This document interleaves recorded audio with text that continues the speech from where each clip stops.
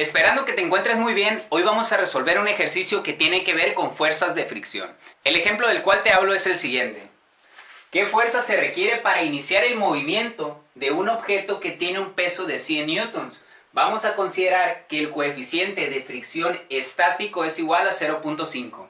Aquí tenemos nuestro objeto, nos dice que el peso de ese objeto son 100 newtons y que queremos calcular cuál es la fuerza de empuje, conocida como fuerza P, que se requiere para apenas iniciar a mover ese objeto, es decir, lo queremos sacar del reposo. Para ello vamos a considerar que el coeficiente de fricción estático que se genera entre la superficie y este objeto es de 0.5. Lo primero que vamos a hacer en este tipo de ejercicios es dibujar nuestro diagrama de cuerpo libre. Si todavía no sabes qué es un diagrama de cuerpo libre y cómo se inicia o cuál es el procedimiento, por aquí te voy a dejar un enlace para que lo consultes y conozcas de esto que te acabo de hablar.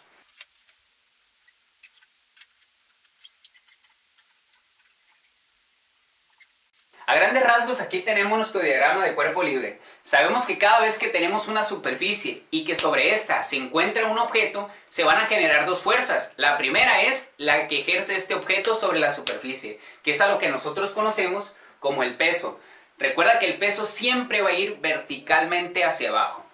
Por su contraparte, debido a la tercera ley de Newton que nos dice que a toda acción corresponde una reacción, sabemos que la superficie también ejerce una fuerza sobre este objeto, y eso es lo que nosotros conocemos como fuerza normal.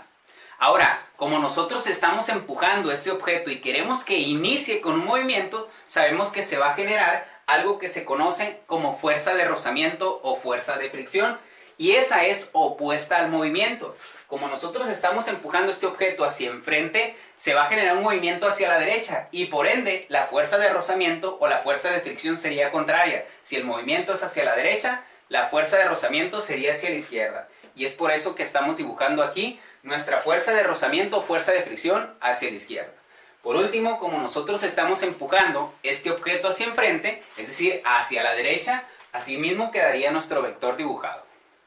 Ya que tenemos el diagrama de cuerpo libre de este tipo de ejercicios, ahora vamos a apuntar cuáles son los datos más sobresalientes que se nos comparten en este enunciado.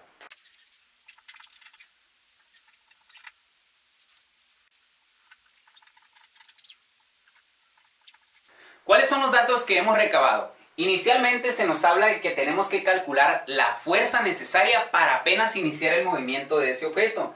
Al ver este dibujo vemos que esa fuerza se denomina P. Además de eso, también se nos indica el peso que tendría esta caja que está aquí, que serían 100 newtons.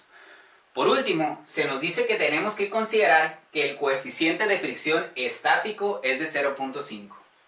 Una vez que tienes tu diagrama de cuerpo libre y has apuntado los datos, ahora te voy a compartir cuál va a ser el procedimiento para poder resolver este ejercicio.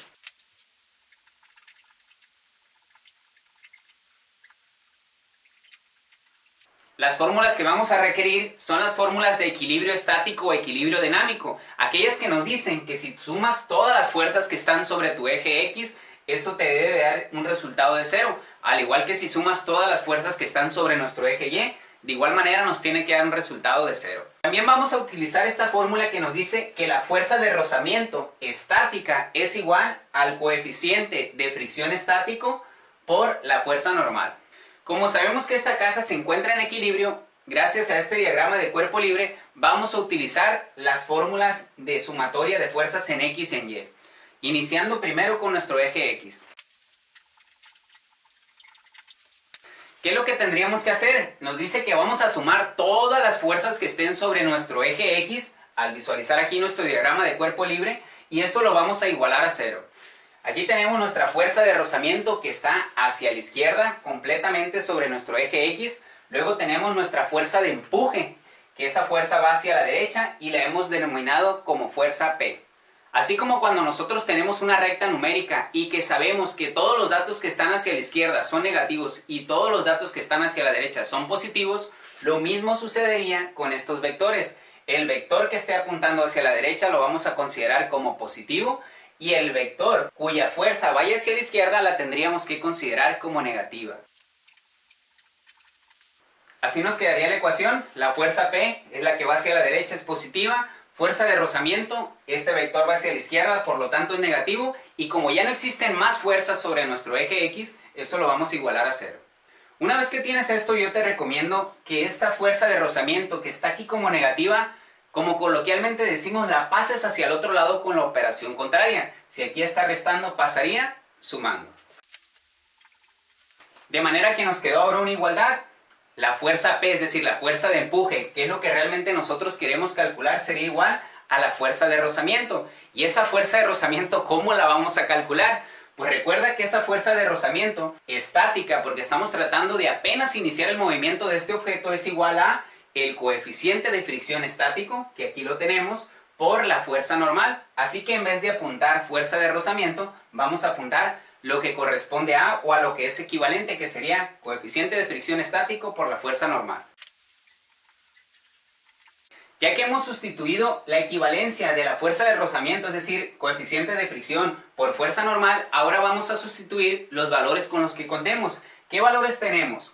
Aquí podemos darnos cuenta que los únicos datos que tenemos es el peso y es el coeficiente de fricción estático. Entonces, como aquí tenemos el coeficiente de fricción estático y acá también, podemos sustituir su valor de manera que ya tengamos esta misma ecuación, pero con algunos datos sustituidos. Aquí ya nos quedó que nuestra fuerza P, es decir, la fuerza de empuje, la que nosotros estamos tratando de calcular, es igual a 0.5, es decir, la mitad de la fuerza normal. ¿Y cómo vamos a sacar la fuerza normal? Como podemos analizar aquí en nuestro diagrama de cuerpo libre, la fuerza normal está sobre nuestro eje Y. Por lo tanto, tendríamos que utilizar esta formulita que nos dice que la sumatoria de todas las fuerzas que estén en el eje Y debe de ser igual a 0. Así que ese será el siguiente paso. Así como aquí en la sumatoria de fuerzas en X tuvimos que analizar todas las fuerzas que estuvieran aquí en nuestro diagrama de cuerpo libre sobre nuestro eje X, ahora acá en la sumatoria de fuerzas sobre nuestro eje Y vamos a analizar nuestro diagrama de cuerpo libre y ver cuáles son las fuerzas que están sobre el eje Y. Evidentemente podemos ver aquí la fuerza normal y la fuerza del peso. La fuerza normal por su parte va hacia arriba y la fuerza del peso va hacia abajo. Y así como si tuviéramos una recta numérica, todos los valores que estén hacia arriba serán positivos y todos los valores que estén hacia abajo serán negativos. Lo mismo sucede con estos vectores. Vector que apunte hacia arriba será positivo y vector que apunte hacia abajo será negativo. Es decir, como parte de esta sumatoria tendríamos que sumar la fuerza normal y restarle la fuerza del peso. Y como son todas las fuerzas que están sobre nuestro eje Y, eso lo vamos a igualar a 0. Listo, aquí ya lo tenemos. Al igual como lo hicimos aquí, en donde pasamos este valor que era negativo, lo pasamos hacia el otro lado como coloquialmente decimos y nos quedó una igualdad, aquí también podrías realizar lo mismo. Este peso que está negativo lo pasamos hacia el otro lado como positivo. Y después de esto ya tenemos que nuestra fuerza normal es igual al peso. Y la buena noticia es que ese peso nosotros sí lo conocemos. Aquí tenemos que serían 100 newtons. De manera que vamos a sustituir ese valor y ya con eso vamos a obtener cuál sería el resultado de nuestra fuerza normal.